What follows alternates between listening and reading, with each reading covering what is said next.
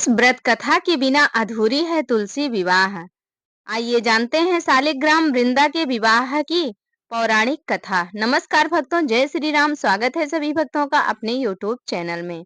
आइए आज की वीडियो में हम तुलसी विवाह के शुभ अवसर पर तुलसी विवाह की कथा का श्रवण करते हैं।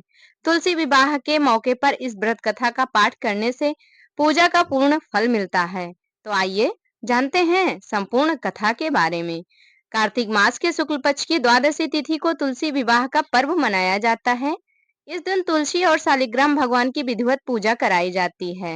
इस दिन तुलसी विवाह कराने से शुभ फलों की प्राप्ति होती है और वैवाहिक जीवन में चली आ रही परेशानियां समाप्त हो जाती हैं। कई जातक देवउठनी एकादशी के दिन ही तुलसी विवाह कर लेते हैं, किंतु दृक पंचांग और ज्योतिषियों के मुताबिक द्वादशी तिथि को ही तुलसी विवाह करना उचित होगा।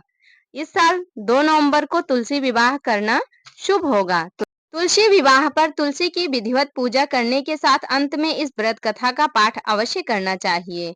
आइए सुनते हैं तुलसी विवाह की संपूर्ण व्रत कथा। तुलसी विवाह व्रत कथा। एक बार शिव ने अपने तेज को समुद्र में फेंक दिया। उससे एक महातेजस्वी बालक ने जन्म लिया। यह बालक आगे चलकर जालंधर के नाम से पराक्रमी दैत्य राजा बना। इसकी राजधानी का नाम जालंधर नगरी था। दैत्यराज कालनेमी की कन्या वृंदा का विवाह जलंधर से हुआ। जलंधर महाराक्षस था। अपनी सत्या के मद में चूर उसने माता लक्ष्मी को पाने की कामना से युद्ध किया, परंतु समुद्र से ही उत्पन्न होने के कारण माता लक्ष्मी ने उसे अपने भाइयों के रूप में स्वीकार किया। वहां से पराजित होकर वह देवी पार्वती को पाने की लालसा से कैलाश पर्वत पर गया। भगवान देवाधिदेव शिव का ही रूप धरकर माता पार्वती के समीप गया, परंतु मां ने अपने योग बल से उसे तुरंत पहचान लिया तथा वहां से अंतर्ध्यान हो गई।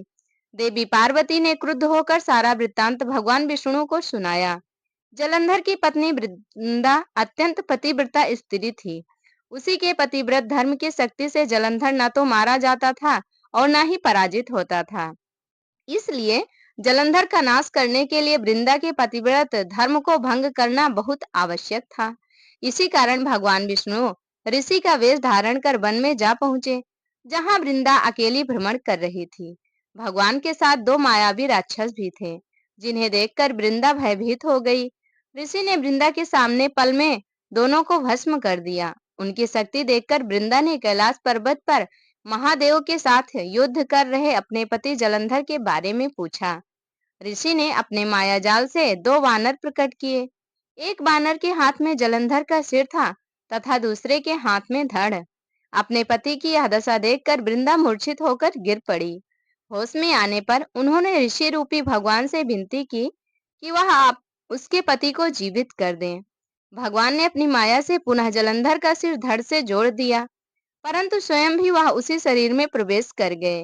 वृंदा को इस छल का तनिक भी आभास न हुआ।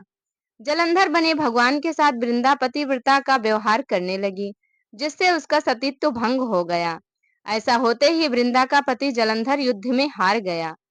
इस सारी लीला का जब वृंदा को पता चला तो उसने क्रुद्ध होकर भगवान विष्णु को हृदयहीन शिला होने का शाप दे दिया।